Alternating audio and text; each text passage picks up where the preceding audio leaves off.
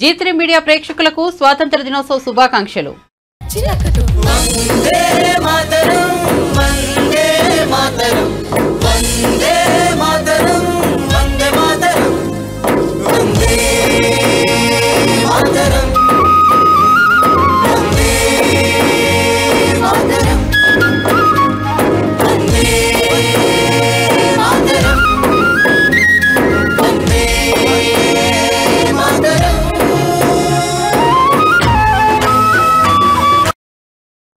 ఇక వివరాల్లోకి వెళ్తే విజయవాడలోని ఇందిరాగాంధీ స్టేడియంలో స్వాతంత్ర వేడుకలు ఘనంగా జరిగాయి. గ్రౌండ్లో ప్రయోగంలో నిర్వహించిన అనంతరం సీఎం చంద్రబాబు జాతీయ జెండాను ఎగురవేశారు. సాయుధ బలగాల నుంచి గౌరవ వందనం స్వీకరించారు. డిప్యూటీ సీఎం పవన్ కళ్యాణ్ కాకినాడలో త్రివర్ణ పతాకాన్ని ఆవిష్కరించారు. అన్ని జిల్లాల్లో మంత్రులు, అధికారులు, ప్రజాప్రతినిధులు మూవెనెల జెండాను ఎగురవేస్తున్నారు.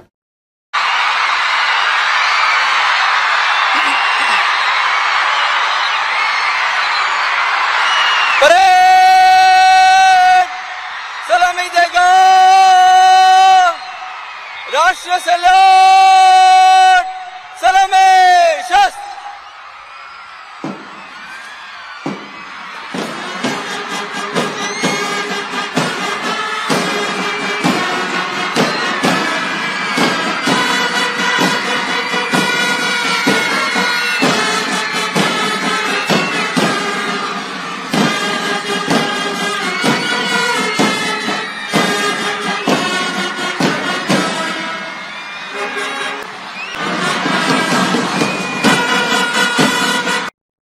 ఏపీలో అన్నా క్యాంటీన్ మళ్లీ ప్రారంభమైంది. రాష్ట్రంలో మొదటిసారిగా కృష్ణా జిల్లా గుడివాడలో సీఎం చంద్రబాబు దీన్ని ప్రారంభించారు.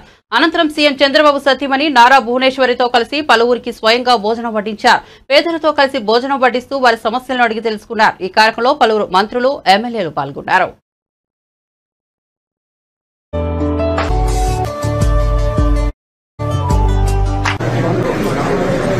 ఫాదర్ వాళ్ళు ఏం చేస్తారు? నువ్వు ఈ బిజినెస్ వచ్చావా? పెట్టుబడి ఎంత పెట్టావు? కాదు ఎంత పెట్టావు దానికి? 5,000 స్టార్ట్ చేసావు.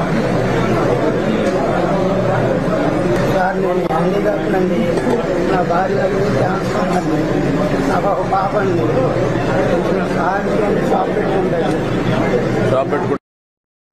స్వాతంత్ర దినోత్సవం సందర్భంగా ఢిల్లీలోని ఎర్రకోటపై ప్రధాని మోదీ జాతీయ జెండా ఆవిష్కరించారు. ఆ సమయంలో భారత ఆర్మీ హెలికాప్టర్ల ద్వారా పూలవర్షం కురిపించింది. రాష్ట్రపతి ద్రౌపది ముర్ము, ఉపరాష్ట్రపతి జగదీప్ ధనఖడ్, కేంద్ర మంత్రులు, ఇతర ప్రజాప్రతినిధులు, ప్రజలు ఈ కార్యక్రమానికి హాజరయ్యారు. 2047 వికసిత్ భారత్ థీమ్తో ఈసారి 15 ఆగస్టు వేడుకలు జరుగుతున్నాయి.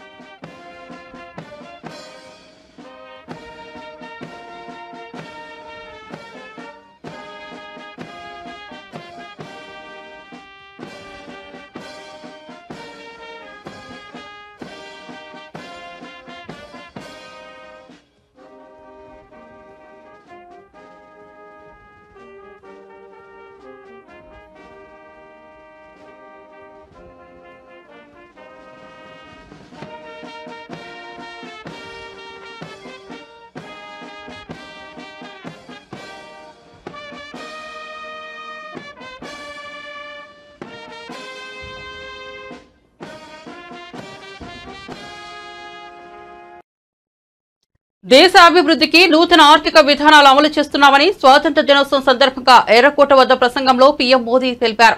ఉపాధి కల్పనలో గణనీయమైన ప్రగతి సాధించామని, యువతకు కొత్త ఉపాధి అవకాశాలు అందుబాటులో ఉన్నాయన్నారు. అన్ని రంగాల్లో ఆధునిక సాంకేతికతకు పెద్దపీట వేస్తామని ప్రకటించారు. భారత్ త్వరలోనే ప్రపంచంలోనే 3వ అతిపెద్ద ఆర్థిక వ్యవస్థగా ఆవిర్భవిస్తుందని ప్రధాని ఉద్ఘాటించారు. बांग्लादेश में जो कुछ भी हुआ है उसको लेकर पड़ोसी देश के नाते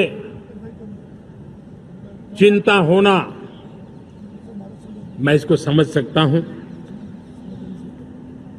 मैं आशा करता हूं कि वहां पर हालात जल्द ही सामान्य होंगे।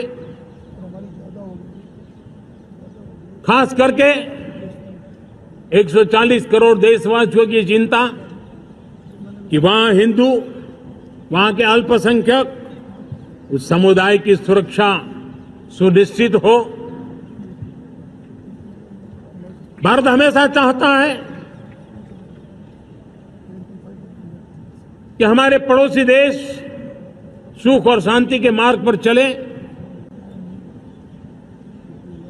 शांति के प्रति हमारा कमिटमेंट है, हमारे संस्कार है। हम आने वाले दिनों में बांग्लादेश की विकास यात्रा में हमेशा हमारा शुभचिंतन ही रहेगा, क्योंकि हम मानव जात की भलाई सोचने वाले लोग हैं। मेरे देश के युवाओं को अब धीरे धीरे चलने का इरादा नहीं है।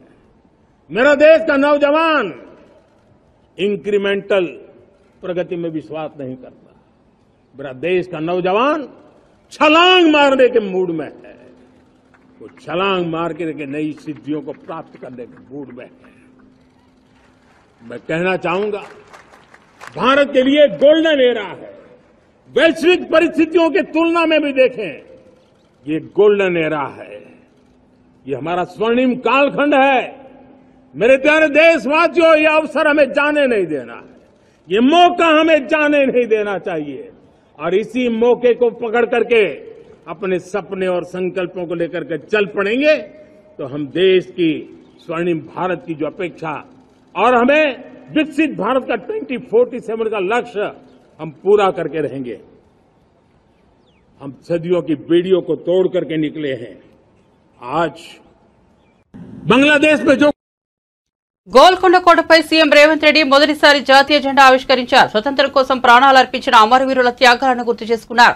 జెండా ఆవిష్కరణ కార్యక్రమానికి ముందుగా పరేడ్ గ్రౌండ్ వద్ద అమరవీరులకు నివాళులర్పించారు. ఈ వేడుకల్లో మంత్రులు, వివిధ శాఖలకు చెందిన ఉన్నతాధికారులు పాల్గొన్నారు. అన్న గౌరవనీయులైన ముఖ్యమంత్రి వర్యులు అదిగో జాతీయ పతాకావిష్కరణ. Kindly arise for the national anthem. Rashtriya salute! Salami! Shastra!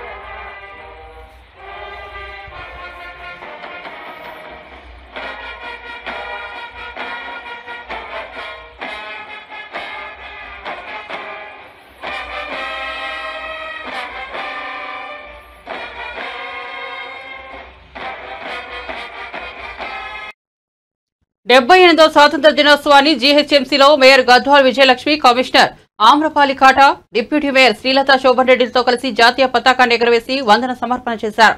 ఈ కార్యక్రమంలో జోర్డన్ అడిషనల్ కమిషనర్లు, హెచ్ఓడీలు, అధికారులు, సిబ్బంది తదితరులు పాల్గొన్నారు.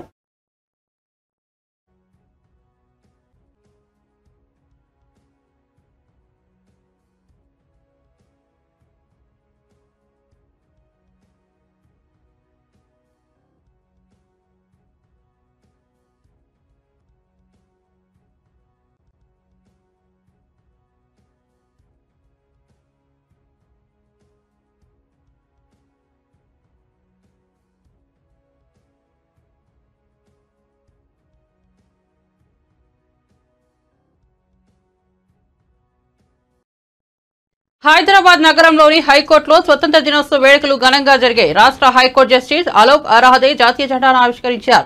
అనంతరం న్యాయమూర్తులందరితో కలిసి జాతీయ గీతాన్ని ఆలపించారు. స్వతంత్రం కోసం ప్రాణాలు అర్పించిన అమరవీరుల త్యాగాలను స్మరించుకున్నారు.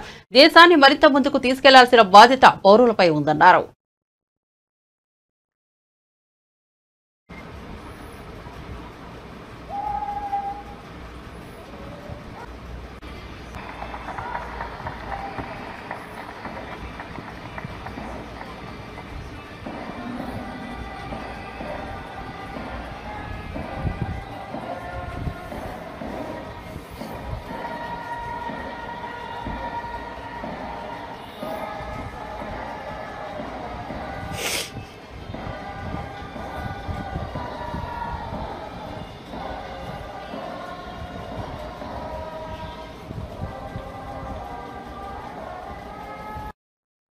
BRS working president KTR Hyderabad Telangana భవన్లో నిర్వహించిన స్వాతంత్ర్య వేడుకల్లో పాల్గొన్నారు. కార్యాలయ ప్రాంగణంలో ఆయన జాతీయ జెండా ఆవిష్కరించారు. ఈ కార్యక్రమానికి మాజీ మంత్రులు, ఎమ్మెల్యేలు, పార్టీ కార్యకర్తలు పెద్ద సంఖ్యలో హాజరయ్యారు.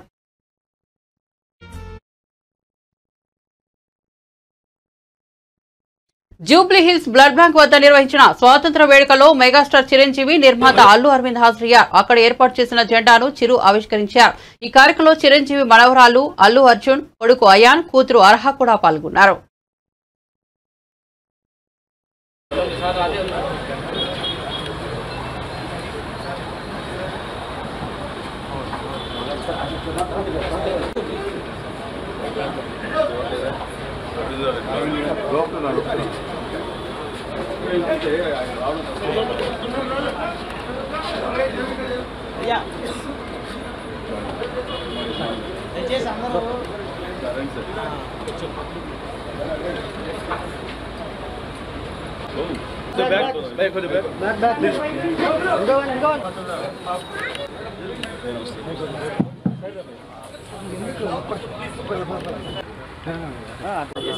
సాధ్యంలో జరుగుతున్నట్టు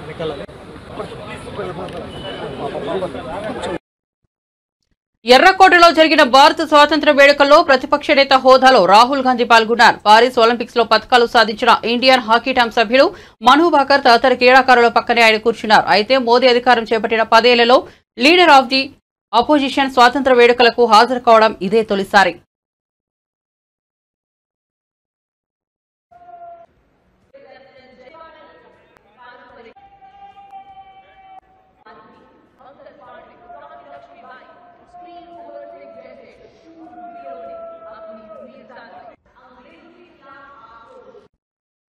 అంతర్జాతీయ డ్రగ్స్ స్మగ్లింగ్ ముఠాను హైదరాబాద్ నార్కోటిక్ ఎన్ఫోర్స్మెంట్ వింగ్ పోలీసులు ఛేదించారు. నైజీరియాతో పాటు అంతర్రాష్ట్ర డ్రగ్స్ ఫెడర్లు, డ్రగ్స్ డెలివరీ బాయ్ను అదుపులోకి తీసుకున్నట్లు హైదరాబాద్ సిపి శ్రీనివాసరెడ్డి తెలిపారు. డ్రగ్స్ ముఠా నుంచి 1.10 కోట్ల విలువైన 256 గ్రాముల మల్టిపుల్ డ్రగ్స్, 1 కారు, 5 మొబైల్, 2260 నగదు, మరో ప్యాకింగ్ మెటీరియల్ స్వాధీనం చేసుకున్నారు. సో ముందు అక్కడ న్యూఢిల్లీలో ఈ stars African all stars African sports club అనే క్లబ్కి ఫుట్బాల్ ఆడతా అనే పేరు మీద వచ్చి దెన్ 2018 బెంగళూరుకి వచ్చారు. బెంగళూరు షిఫ్ట్ అయ్యాడు.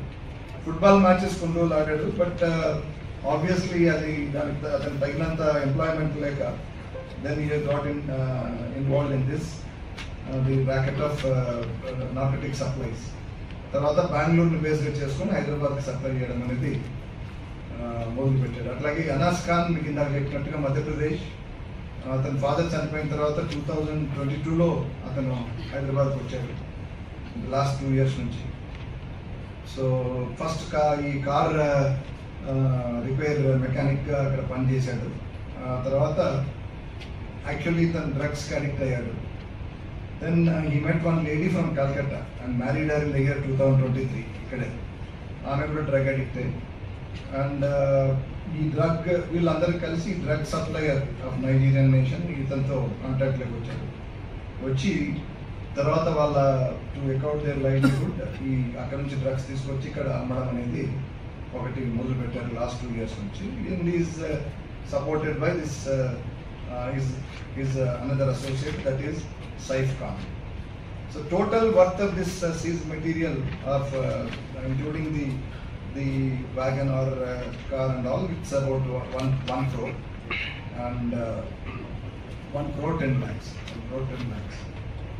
And I congratulate the team, HNU team headed by Srinivas and GS Daniel, who are inspectors of HNU, and of course supported by C. Venkatramlu, SI of police and staff.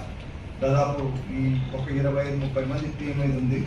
వీళ్ళకి ఇమీడియట్గా 3 లక్షల reward కూడా మన entire టీంకి declare చేస్తూ మన DCP గారి ఆధ్వర్యంలో కొత్త డీసీపీ టాస్క్ ఫోర్స్ సుధీంద్ర గారు మన పక్కన ఉన్నారు. సో సుధీంద్ర గారి ఆయన ఆధ్వర్యంలో గుడ్ వర్క్ జరిగింది and it will be continue in Hyderabad సిటీలో. తర్వాత తెలంగాణలో కూడా డ్రగ్ అనేది లేకుండా చేయాలనేది ప్రభుత్వ లక్ష్యం కాబట్టి దానికి అనుగుణంగా టీఎస్ న్యాబ్ వాళ్ళతో పాటు కలిసి అట్లాగే మిగతా ఏజెన్సీస్తో కూడా అందరితో కలిసి మనము ఈ కార్యక్రమాలు చేపడుతూనే ఉన్నాము. మళ్ళీ ఎక్కడ చిన్న తలెత్తినా కూడా ఇమీడియట్గా ఇన్ఫర్మేషన్ ద్వారా మనం వాటిని పట్టుకోవడం జరుగుతూ ఉంది. So I congratulate the team on behalf of all of you once again and declared 3 lakh rewards for the entire team, and the money will be given to the DCP.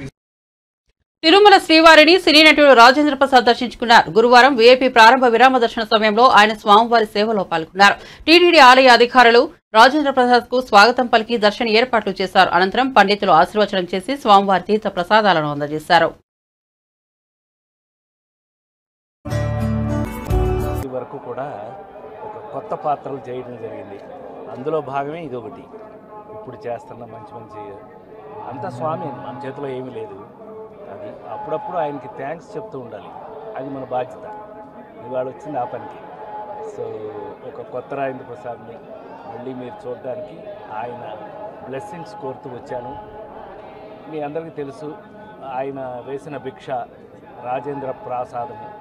ఆ cottage కూడా ఎలా ఉందని అప్పుడప్పుడు చూడటం నా బాధ్యతగా, స్వామివారికి రోజు కరెక్ట్గా జరుగుతుందో లేదో చూడాలనే బాధ్యతతో స్వామివారి ఇచ్చిన బాధ్యతను నెరవేరుస్తూ మీ అందరూ కూడా జీవితంలో ఒక కొత్త వెలుగులతో కొత్త జీవితాలతో బాగా కష్టపడి, అందరూ కష్టపడిందే తినొద్దండి, అరగదు.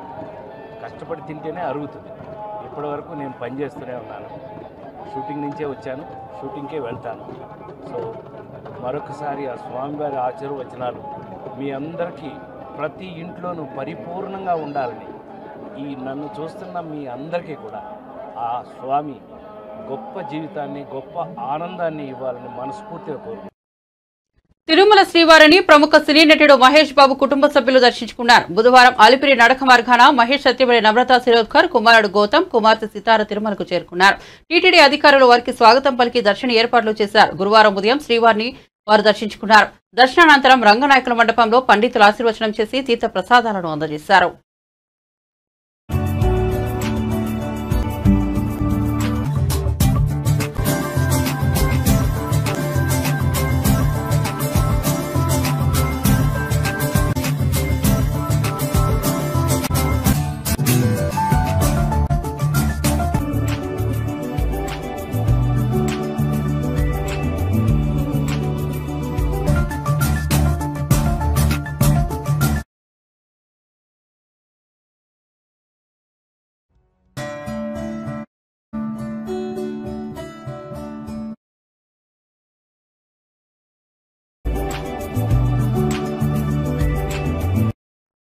స్వాతంత్ర దినోత్సవం అంటే కేవలం జెండా పట్టుకుని తిరగడం కాదని సినీ నటుడు బ్రహ్మానందం అన్నారు.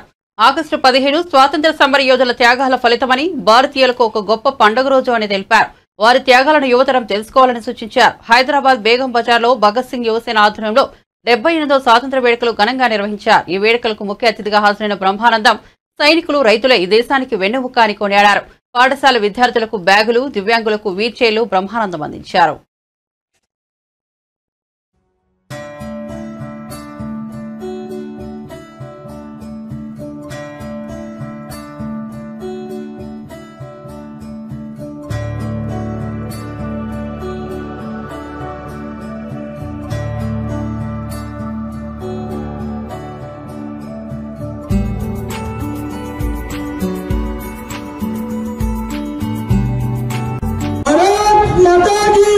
ఏదో జెండా పట్టుకుని మనందరం చాలా బాగుతున్నాం, వందే మాతరం అని మనం పాట పాడుకుంటే సహజమైనటువంటి విషయమే అయినా, కానీ ఇప్పుడు మనం గుర్తుంచుకోవాల్సినటువంటి విషయం, మనం స్ఫురణలో తెచ్చుకోవాల్సినటువంటి విషయం ఏంటంటే, మన కోసం మనందరం ఇక్కడ ఉన్నాం, మన కోసం, మన దేశం కోసం ఎక్కడో బోర్డర్స్ లో ఉండి చలికి, ఎండకి, వానకి తడుచుకుని భార్యా పిల్లల్ని వదిలేసి ఎక్కడెక్కడో ఉన్నటువంటి వాళ్ళందరూ వాళ్ళ జీవితాలను త్యాగం చేసి మన దేశాన్ని రక్షించడం కోసం ప్రయత్నం చేసి మనల్ని హాయిగా ఇవాళ ఇక్కడ ఇంత ఉత్సాహంగా మనం ఉండటానికి కారకులైనటువంటి జై జవాన్, జై జవాన్, జై జవాన్. ఆ తర్వాత పొద్దునే లేచి మనం ఒక ముద్ద అన్నం తినగలుగుతున్నాం, మనం ఆహారం తీసుకోగలుగుతున్నాం అంటే పొద్దున్న లేచి ఆరుగాలం కష్టపడేటువంటి రైతులు ఉన్నారు. వాళ్ళు కనుక కష్టపడకపోతే మనకి బియ్యం ఉండవు, మనకి భోజనం ఉండదు, మనకి కష్టం ఉండదు. ఎప్పుడైతే కష్టపడి వాళ్ళు చెమటముడ్చి మనకి కావాల్సినటువంటి ఇన్ని కోట్ల మంది, 140 కోట్ల మంది జనాభాకి వాళ్ళ ఆహారాన్ని పంచేటువంటి రైతు దేవుడు, ఆయన రైతు బంధుకి జై కిసాన్, జై కిసాన్, జై కిసాన్ అని నినాదం చెప్పినటువంటి లాల్ బహదూర్ శాస్త్రి గారు ఉన్నారు. వాళ్ళిద్దరూ మన భారతదేశానికి వెన్నెముక లాంటి వాళ్ళు.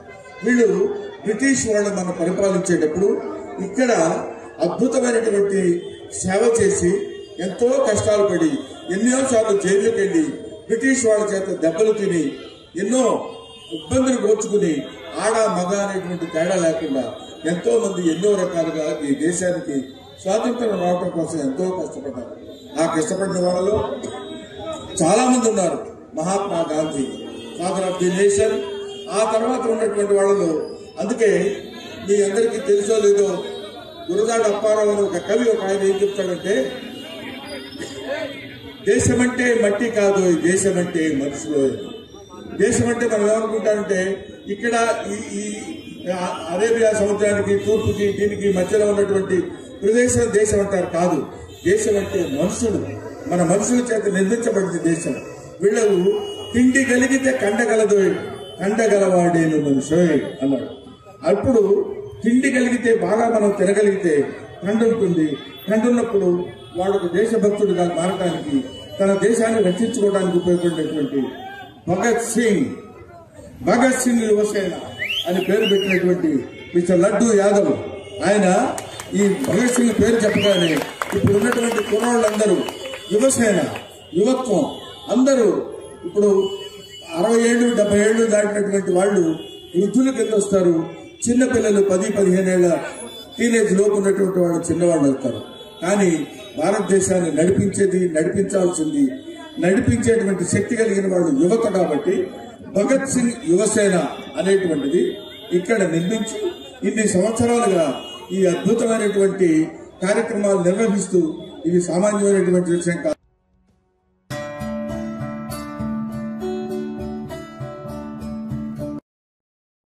సిపి బాలాపూర్ పిఎస్ పరిధిలో జరిగిన కాజా రియాజుద్దీన్ హత్య కేసు రాచకొండ పోలీసులు ఛేదించారు. సిపి సుధీర్ బాబు వివరాలు వెల్లడించారు. గన్తో మర్డర్ చేస్తే త్వరగా గుర్తింపు వస్తుందని డానుగా ఎదగడానికి రియాజ్ ను హసన్ కాల్చి చంపాడు. వాటర్ ప్లాంట్ పెట్టిన స్థల డాక్యుమెంట్ ఇరు వర్గాలు కలిగి ఉండడంతో వివాదం చోటు చేసుకుంది. ఈ గొడవే హత్యకు దారితీసిందన్నారు. హత్యలో పాల్గొన్న 8 మందిని అరెస్టు చేశామన్నారు.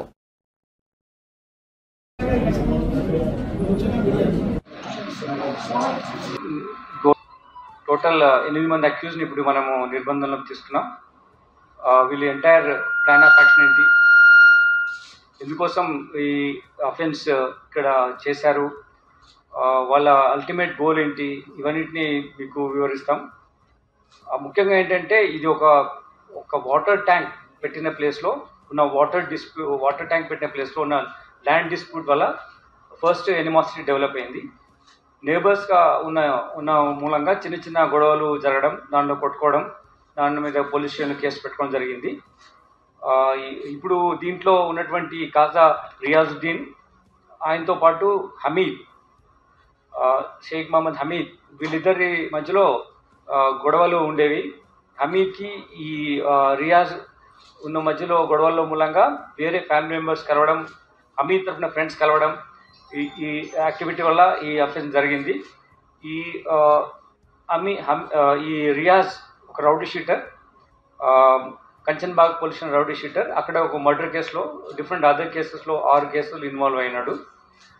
ఇక్కడ ముఖ్యంగా ఏంటంటే ఒక 4 months కింద నుంచి వీళ్ళ మధ్యలో నేబర్స్గా ఉన్నటువంటి మీర్పేట దగ్గర గొడవలు స్టార్ట్ అయినాయి. దీంట్లో ఏంటంటే ఫస్ట్ ఒక వాటర్ ప్లాంట్ పెట్టాడు హమీద్. ఆ వాటర్ ప్లాంట్ పెట్టినప్పుడు ఈ వాటర్ ప్లాంట్ పెట్టిన ల్యాండ్ నాది అని చెప్పేసి రియాజ్ డిసీజ్ ఎవరు ఉన్నారో వాళ్ళ బ్రదర్ వెళ్ళి అడగడము, దానికి అతను నాకు వేరే డాక్యుమెంట్స్ నేను చూపించడము, 2 రకాల డాక్యుమెంట్స్ మధ్యలో గొడవలు అవ్వడము జరిగాయి. డిసీజ్డ్ ఏమో ఇది నా ఓన్ ప్రాపర్టీ అంటాడు, వాళ్ళ ఫ్యామిలీ ప్రాపర్టీ అంటాడు. ఈ హమీద్ ఎవరైతే అక్యూజ్ ఉన్నాడో ఇతను ఇది నాకు డాక్యుమెంట్స్ ఉన్నాయని చెప్పి గొడవ చేస్తున్నాడు. ఆ ప్రాసెస్లో వీళ్ళు కొట్టుకోవడం జరిగింది. ఫ్యామిలీ పరంగా కూడా పిల్లలు వెళ్ళి వాళ్ళ గొడవలు అయినా కూడా జరిగి ఉంది. సో దీంట్లో జరుగుతున్నప్పుడు ఈ హమీద్ ఏం చేశాడంటే నేను ఇతను ఎలాగైనా చంపాలి అని ఒక ప్లాన్ చేశాడు. హమీద్ ఎలాగా ఆల్కహాలిక్ అబ్యూజ్ ఉన్నాడో, డిసీజ్ కూడా రియాజ్ కూడా ఆల్కహాలిక్ అబ్యూజ్ ఎక్కువగా తాగడం, అటర్ చేయడం, వర్డ్స్ ఇట్లా నేను చంపేస్తానని చెప్పడం, ఒకరి మధ్య ఒక మధ్య ఎనిమోసిటీ బాగా డెవలప్ అయింది. దీనివల్ల ఏంటంటే ఎవరైనా ముందు చంపొచ్చు మమ్మల్ని, కాబట్టి నేనే ముందు ఎలిమినేట్ చేస్తానని చెప్పి హమీద్ అతనికి ఉన్నటువంటి టొబాకో బిజినెస్లో ఉన్నటువంటి కలీగ్స్ సలీం అనే వ్యక్తి ద్వారా ఫస్ట్ ఈ గొడవలు సలీం కూడా ఇందులో మన కేసులో ఉన్నాడు నేరస్తుడు. అతనే వెపన్తో ఫైర్ చేశాడు. సలీం ద్వారా ఈ నేరం మీరు చేస్తే, నీ ఫ్రెండ్స్ని తీసుకొచ్చి నేరం చేసి తను మర్డర్ చేస్తే మీకు 13 లక్షల రూపాయలు ఇస్తానని చెప్పాడు. 13 లక్షల రూపాయలతో ఇస్తాను పాటు ఒక 2,50,000 రూపీస్ వాళ్ళకు అడ్వాన్స్ కూడా ఇచ్చాడు. ఇచ్చి అతను ఒక ఫ్రెండ్ ద్వారా కూడా ఇంకా మీకు కావాల్సిన ఉన్న నేను సదుపాయాలు చేస్తాను, ఒకవేళ కేసులో వచ్చినప్పుడు కూడా నీకు హెల్ప్ చేస్తాను అని వాళ్ళని కాన్ఫిడెన్స్ తీసుకున్నాడు. అయితే వీళ్ళందరూ ఎవరైతే ఈ నేరం చేసినా ఉన్నారో వీళ్ళంతా చిన్న చిన్న వాళ్ళ ఫినాన్షియల్ ట్రబుల్స్ కొంచెం ఉన్నారు. ఆ ట్రబుల్స్ అన్నింటినీ ఎక్స్ప్లాయిట్ చేస్తూ వీటి అడ్వాంటేజ్ తీసుకుంటూ ఇతని యొక్క ఉన్నటువంటి గోల్ ఏదైతే టార్గెట్ ఉందో ఈ రియాజ్ను చంపాలనే ప్లాన్లో, రియాజుద్దీన్ చంపాలనే రియాజుద్దీన్ చంపాలనే ప్లాన్లో వీళ్ళందరి యొక్క వీక్ పాయింట్స్ని ఎక్స్ప్లాయిట్ చేస్తూ వాళ్ళకున్న ఫినాన్షియల్ ఇన్ఫిమిటీస్ కానీ ఆర్థిక ఇబ్బందులు చూసుకొని ఈ ప్రకారం ప్లాన్ చేస్తాడు.